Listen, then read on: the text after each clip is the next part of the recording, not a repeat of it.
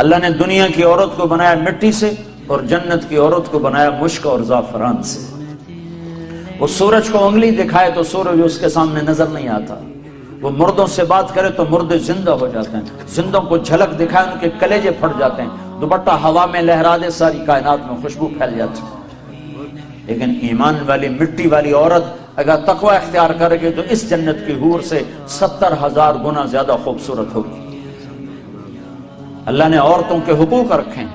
میرا نبی فرماتا ہے 3 بیٹیوں کی شادی کر دو تو جنت واجب ہو گئی، 10 بیٹوں کی شادی کرو تو جنت واجب کوئی نہیں، 3 بیٹیوں کی شادی کرو تو جنت واجب ہو گئی۔ تو ایک صحابی نے پوچھا یا رسول اللہ 3 نہ ہو 2 ہوں، تو کہا 2 کی شادی کرو تو جنت۔ ایک نے کہا یا رسول اللہ اگر 2 نہ ہو 1 ہی بیٹی ہو اور آگے کوئی سلسلہ بھی نہ ہو، تو آپ نے کہا 1 بیٹی کی شادی کر دو تو جنت واجب۔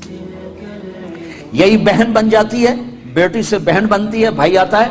تو میرے نبی نے فرمایا جس کو اللہ نے 2 بہنیں عطا فرمائیں، 2 بہنیں، اور انہوں نے اس کا حق ادا کیا، حق ادا کیا، حق کہ بھائی بہنوں کا حق مار جاتے ہیں، ماں باپ کی وراثت میں سے بہنوں کو نہیں دیتے، نہیں دیتے۔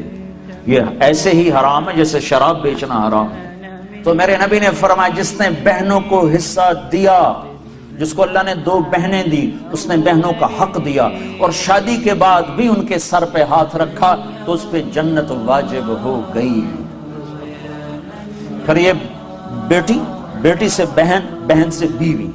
پھر میرے نبی نے فرمایا بہترین مسلمان وہ ہے جو بیوی کے ساتھ اچھا سلوک کرے، اور میرے نبی نے فرمایا جو یہ چاہے اس لوگ کا مسلمان کہ وہ جنت میں میرے گھر کے قریب گھر بنا لے تو وہ 2 کام کرے، ایک اپنے اخلاق اچھے کرے، ایک اپنی بیوی سے اچھا سلوک کرے، تو اس کا گھر میرے گھر کے قریب ہو جائے گا۔ تہجد پڑھے، جہاد کرے، تبلیغ کرے، ذکر کرے، مراقبہ کرے، یہ نہیں فرمایا، کہ وہ 2 کام کرے، ایک اخلاق اچھے کرے، ایک بیوی سے اچھا سلوک کرے۔ یہ بیوی سے اچھا سلوک بھی تو اخلاق میں آتا ہے، اس کو الگ کیوں کہا ہے؟ کہ بہت سے لوگ باہر بڑے اخلاق والے ہوتے ہیں اور گھر میں بیویوں کے ساتھ بڑے بدتمیز ہوتے ہیں، بیویوں سے ایسے سلوک کرتے ہیں جیسے نوکرانیاں، بیویوں کے ماں باپ کو ایسے گالیاں نکالتے ہیں جیسے انہیں گالی دینا ثواب کا کام ہے۔ تو اس لیے اس کو الگ ذکر کیا کہ جو یہ چاہے جنت میں میرے گھر کے قریب گھر بنائے۔ کون نہیں چاہتا؟ تم چاہتے ہو کہ نہیں چاہتے ہو؟ تو اللہ کے نبی نے کہا 2 کام کرو، ایک اخلاق اچھے کرو، ایک اپنی بیوی سے اچھا سلوک کرو۔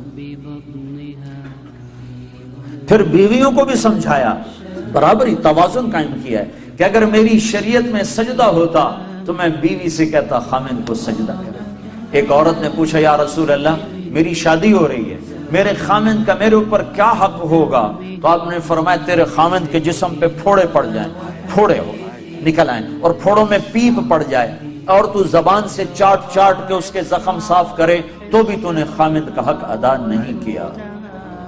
لو ان المرأة صلت 5 صامت شهرها حسنت فرجها اطاعت بالها دخلت من ای ابواب الجنت شاءت۔ میرے نبی نے فرمایا جس عورت نے 5 نمازیں پڑھی، رمضان کے روزے رکھے، خامند کی اطاعت کی اور بدکاری نہ کی، عزت میں خیانت نہ کی، تو جب وہ آئے گی تو جنت کے 8 دروازے کھل جائیں گے۔ اللہ فرمائے گا جدھر سے چاہ چلی جا، جنت تیرے لیے ساری حلال ہے۔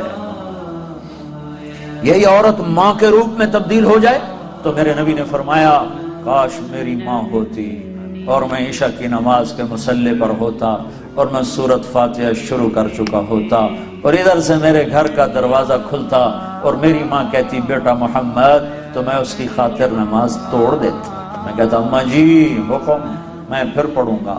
صرف نماز روزے کا نام اسلام نہیں ہے، اور بھی دکھ ہیں زمانے میں محبت کے سوا، راحتیں اور بھی ہیں وصل کی راحت کے سوا۔ اخلاق کا بہت بڑا باب ہے جس کو امت نے بھلا کے رکھ دیا۔